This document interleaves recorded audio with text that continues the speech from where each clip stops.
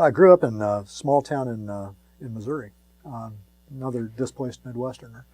The town of about 12,000 in the center of the Corn Belt, and still have a family farm back there that I do enjoy, sort of the agrarian side of life. But moved from there to high school in Arizona, from Arizona to college at UVA. After college, I went back and tried to get control of the family grocery business.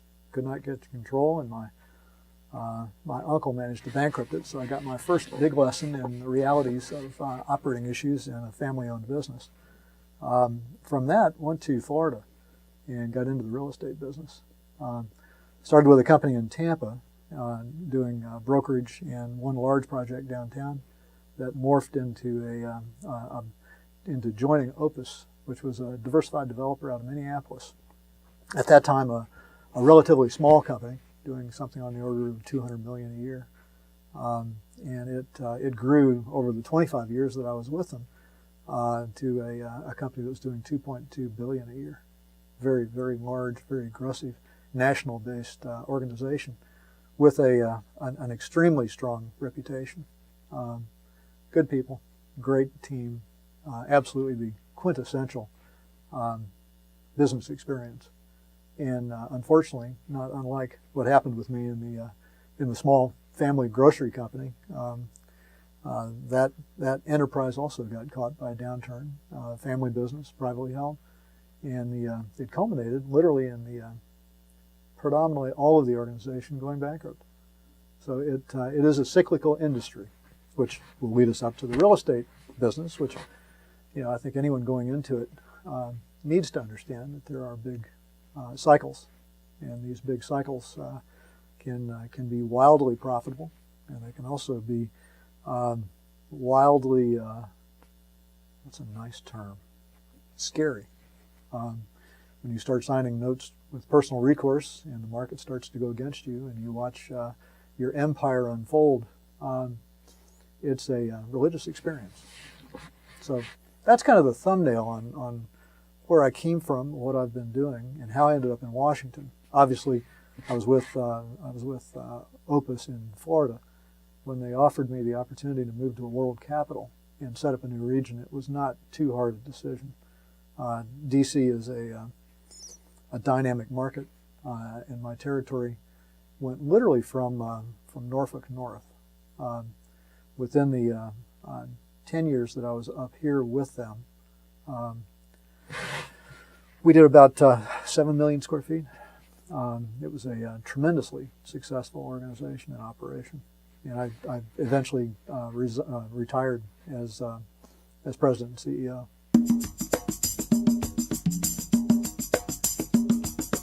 Well, it's funny, in this market, I admire Ray Ritchie. Ray Ritchie is the head of Boston Properties for this area. He was always the guy that when I was going in to make a presentation and he was coming out, I would worry. And he's an excellent salesman. He's a force of personality, knows the business. He does great projects. Boston Properties is a great company, a great platform. So yeah, admire him? Yeah. Hate him? Yeah. It's a love-hate relationship. He's very, very good. So you strive to emulate the people that you think are the best of breed. Clearly, he's one of the best of breed in this market.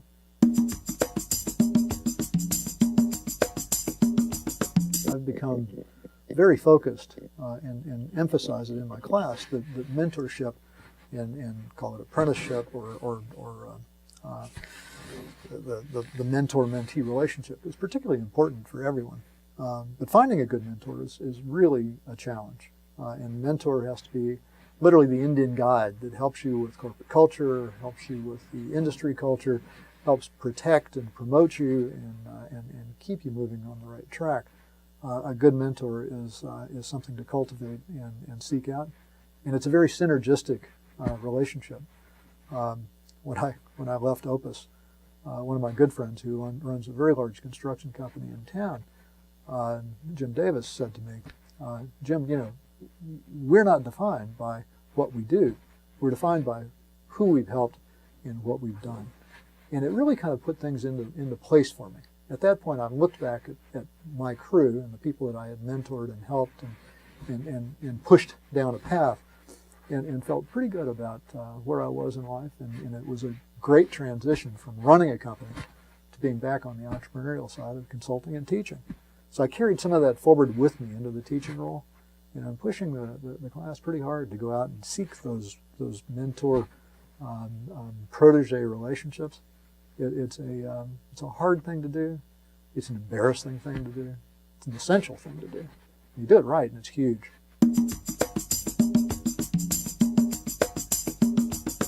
Chuck asked me what I would like to teach. I said, well, I want to teach the fundamentals. I want to teach how to make money in the business, which is sort of the quintessential question. But then I want to get into the personalities of the people that make money or that made money. The guys like Trammell Crow, who built up a tremendous organization with people that absolutely love him. And I want to dive into what's different about those personalities. They're different. I mean, they really are people with vision. And one of the things that separates successful developers from unsuccessful developers frequently is this almost blind commitment that it's my idea. I can make it work. I can get past this. I will survive this. When you lose the vision, when you lose the commitment, you go broke. In this business, you go broke. And there were a number of very big companies that went to the brink and came back, and went to the brink and came back. And there's a number of companies that went to the brink and went on over. And I think in large part, from my perspective, it was the loss of vision, loss of commitment. It's a challenge. J.C. Nichols, was a visionary in Kansas City. He did the first outside mall, the Country Club Plaza. It's iconic. It's still one of the best pieces, in my opinion, of real estate in the country. And he started building a few houses and built an empire, and went to the brink. When the cycle hit, he had too many up, and he came back from it. There's a whole study, but that's one of the things that Chuck has allowed me to do. I sort of dwell on the fundamentals, teach enough about how you make money and what the process is, and what the difference between and what margin is. The difference between cost and sale is it's pretty simple, but the components of cost and the components of sale are where you get tripped up. But then doing this sort of deep dive into some of the personality types, it's very interesting. It's a hoot.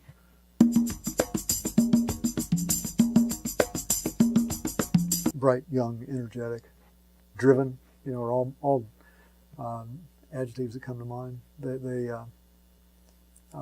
several of them, and you can kind of pick them out, are really on a mission. And this is hard. I mean, they're working. A lot of them have got families and kids and other commitments. And the easy thing would be to bump along and not reach. But there's a merry-go-round, there's a brass ring coming up. If you don't reach, you're not going to get it. And they're reaching, and it's a challenge. They got to lean out. They got to take some chances, but it's fun to watch. I've been trying to coach a couple of the ones that are in my first class on some of the projects they're now undertaking. It's good. You get in a school where your contemporaries, the people that you're in school with, are challenging you personally, are complementing what you're learning, are complementing your learning experience, maybe is a better way to put it. It's accretive. It benefits you, it benefits them. But it takes work on both parties, because if you're in it halfway, none of you benefit. If you're in it all the way and you all are collaborating and talking, I mean, these are friends. When you get into a program like the School of Continuing Studies, these people will be with you the rest of your life if you do it right. If you do it wrong, it's just ships passing in the night. But if you do it right, it's a core group that you can continue to benefit from, and it's synergistic. It's mutual.